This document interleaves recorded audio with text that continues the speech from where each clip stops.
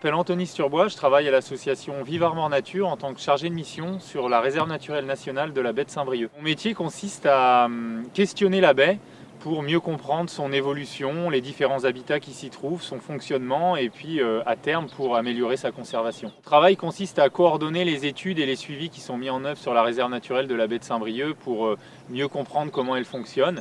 Et donc ça inclut l'étude de différents éléments naturels, des oiseaux, à la végétation en passant par ce qu'on appelle la macrofaune benthique, c'est tous ces petits crustacés invertébrés verts qui vivent dans le sédiment de la baie et qui servent de ressources alimentaires pour les oiseaux notamment.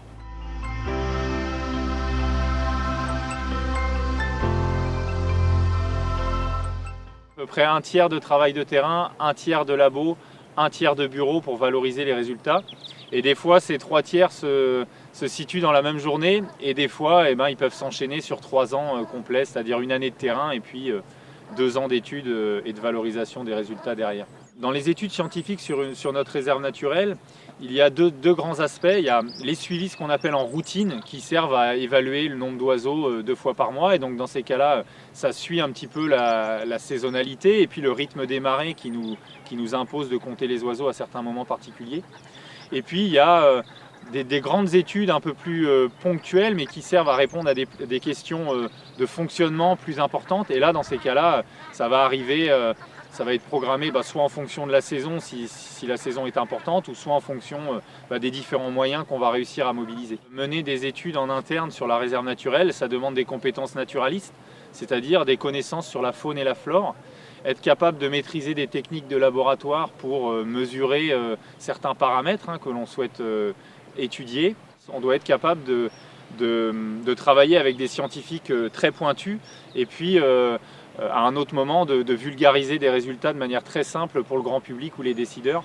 Et c'est cette capacité à transmettre un message et à fédérer des équipes autour de la réserve naturelle et de notre métier de scientifique en espace naturel protégé, c'est quelque chose de très important. Je pense qu'il faut être polyvalent, curieux, puisque travailler dans une réserve naturelle, ça demande de s'intéresser à des problématiques et à des sujets complètement différents. Et puis une certaine rigueur et une constance dans le travail, puisque mener une étude depuis le terrain jusqu'à la valorisation des résultats sous différentes formes, ça demande un petit peu d'endurance. Quand il fait beau, en général, c'est des métiers idylliques, mais il y a certaines fois, on va en mer, on va sur le terrain quand il y a du vent, de la pluie, donc il faut s'adapter à ces conditions météo particulières. On peut être amené à travailler ponctuellement de nuit ou le week-end, ça peut être vu comme un inconvénient par certaines personnes. En laboratoire, il faut toute la minutie et puis aussi le respect de certaines règles de laboratoire, puisqu'on utilise des produits, des protocoles des fois parfois assez stricts.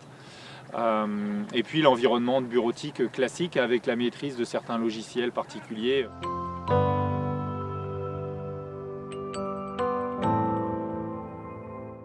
Après un bac scientifique, je me suis tourné vers une formation assez technique de BTS Gestion et Protection de la Nature et un certificat de spécialisation.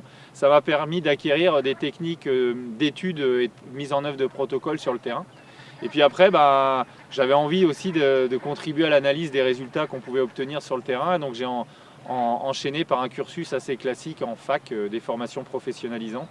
Et puis là, je viens de clôturer un petit peu mon parcours de formation avec un doctorat que j'ai réalisé dans le cadre de mon travail et du programme de recherche Restroff baie de Saint-Brieuc qui est coordonné par Vive Armor Nature. La place d'un scientifique dans une réserve naturelle, c'est intéressant puisqu'il y a une certaine maturité qui se développe sur le long terme. On est amené à jouer avec des jeux de données issus de différents éléments naturels. Et donc ce qui est intéressant quand on a une carrière qui commence à devenir un peu longue sur un espace comme une réserve naturelle, c'est qu'on va être capable de relier les différents éléments entre eux, vraiment pour mieux comprendre son fonctionnement. Le métier de scientifique dans une réserve naturelle, il évolue en fonction des questions qui se posent. Et aujourd'hui, je suis en train de finaliser le programme Restroff et peut-être que demain, on s'intéressera plus à la distribution des oiseaux dans la baie et donc ça va mobiliser différentes techniques et différents partenariats. Dans le cadre de ce programme Restroff baie de Saint-Brieuc, Restroff pour réseau trophique, donc ce programme, il a pour but d'analyser un petit peu l'évolution de la baie durant les 30 dernières années et puis son fonctionnement. Et donc ce qu'on a pu montrer, c'est une certaine stabilité des habitats sur l'intertidal, donc des habitats composés de la macrofaune benthique que j'évoquais tout à l'heure. Et puis à l'inverse, sur la partie subtidale, donc sous le niveau des plus basses mers, des changements plus importants, et notamment une dégradation qui pourrait être liée à certaines activités humaines. Toutes les filières peuvent toujours se rejoindre à partir du moment où la personne est motivée, et de ne pas attendre les opportunités de stage dans les cursus scolaires, mais commencer déjà à venir à la rencontre des associations ou des chercheurs pour se forger déjà une expérience et voir ce qui plaît, tout simplement.